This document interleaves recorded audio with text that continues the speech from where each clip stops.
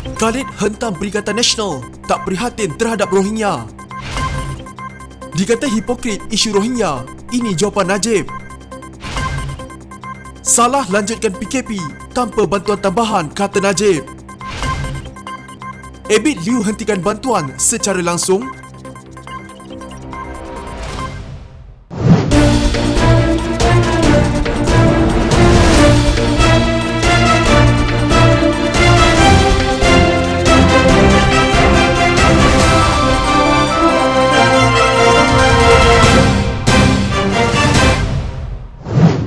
Pakatan Harapan harus melihat banyak sudut sebelum menghentam Kerajaan Perikatan Nasional tidak prihatin dengan nasib pelarian Rohingya. Ketua UMNO bahagian Shah Alam, Datuk Azhari Syahari berkata, status ahli parlimen kawasan itu, Khalid Samad, menerusi akaun Twitternya seolah memperkecilkan tanggungjawab Kerajaan Perikatan Nasional terhadap pelarian. Berkenaan isu bantuan kemanusiaan kepada pelarian Rohingya ini, Khalid hanya melihat dari satu sudut sahaja. Dia tidak fikir soal keselamatan negara. Sebenarnya kerajaan Malaysia termasuk pertubuhan bukan kerajaan atau NGO di negara ini sejak dahulu lagi banyak menghulurkan bantuan kemanusiaan kepada pelarian ini, katanya menerusi hantaran akaun Facebook beliau. Khalid dalam ciapan Twitternya menyatakan, Pakatan Harapan berdiri bersama golongan yang tertindas dan dizalimi.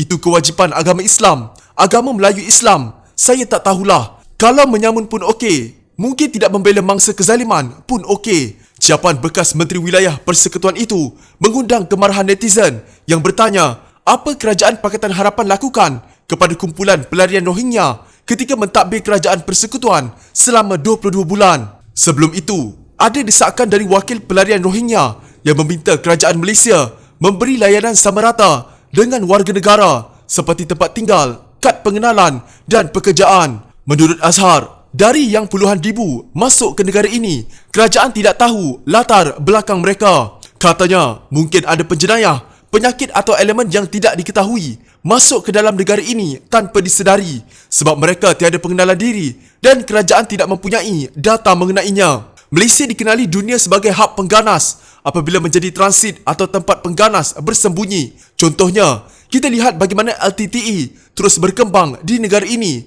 selain fahaman ISIS. Mengenai soal membantu, ketika Datuk Seri Ahmad Zaid Hamidi menjadi timbalan Perdana Menteri lagi, kerajaan Malaysia telah membina hospital di Cox Bazar bernilai 3.5 juta ringgit dan dipersetujui Perdana Menteri Bangladesh, Sheikh Hasina. Di Malaysia pula terdapat lebih 200,000 pelarian Rohingya berlindung menggunakan kad UNCHR.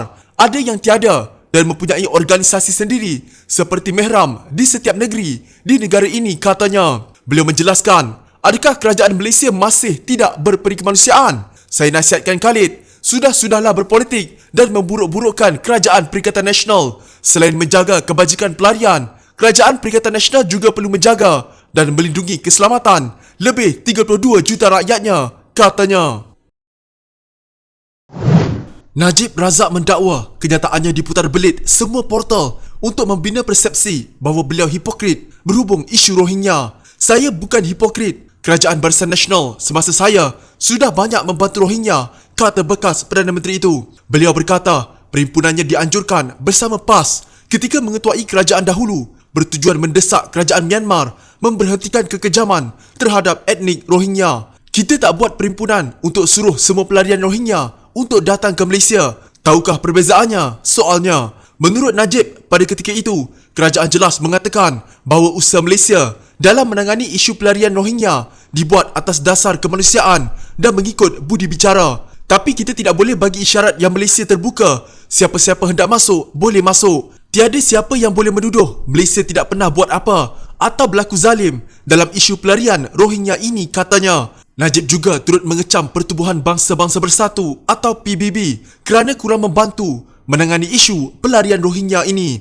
Apa dilakukan Suruhanjaya Tinggi Pertubuhan Bangsa-Bangsa Bersatu mengenai pelarian UNCHR? Apa fungsi mereka? Soalnya, kini 5 tahun sudah berlalu. Adakah ASEAN dan PBB hanya terdiri dari Malaysia sahaja? Sampai bila Malaysia perlu pikul tanggungjawab ini secara bersendiri? Soalnya. Oleh itu Najib berkata, badan bukan kerajaan atau NGO berhenti menekan Malaysia, sebaliknya mendesak PBB dan UNCHR untuk turut bertindak sama dalam menangani isu pelarian Rohingya ini. Selain itu, Najib juga turut menegur pelarian Rohingya yang kini berada di Malaysia. Menurut Najib, etnik minoriti Rohingya di negara ini perlu menghormati undang-undang Malaysia dan sensitif dengan sentimen serta kebimbangan rakyat dalam penularan pandemik COVID-19 ketika ini. Ya, mereka pernah bantu, tetapi mereka juga perlu membantu mereka sendiri dengan menghormati undang-undang dan tempoh Perintah Kawalan Pergerakan PKP ini. Kita tak boleh membenarkan dua bot itu mendarat di Malaysia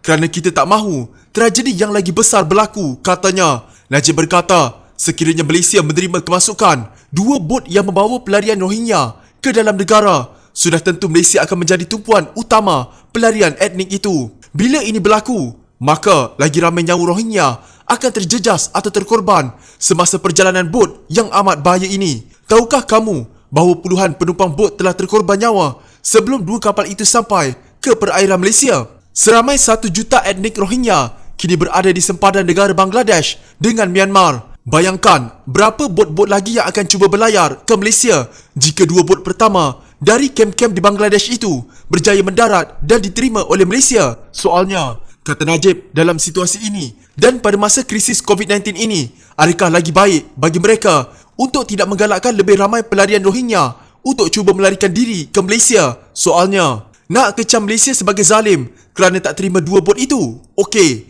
Nak putar belit bahawa Najib hipokrit dan tak mahu bantu Rohingya lagi? Fine. Bagaimanapun, Najib berkata, semua pihak perlu sedar akan implikasi dan tragedi kepada rakyat di negara ini. Tapi kamu perlu sedar apakah implikasi dan tragedi kepada mereka yang hampir pasti akan berlaku jika tanda isyarat bahawa bot-bot pelarian akan diterima oleh Malaysia tanpa syarat pada masa COVID-19 ini. Kita perlu realistik dan peka kepada apa yang akan terjadi. Adakah korang hendak bertanggungjawab jika lagi ramai etnik Rohingya kehilangan nyawa mereka semasa melarikan diri ke Malaysia pada masa kini? Tanya Najib.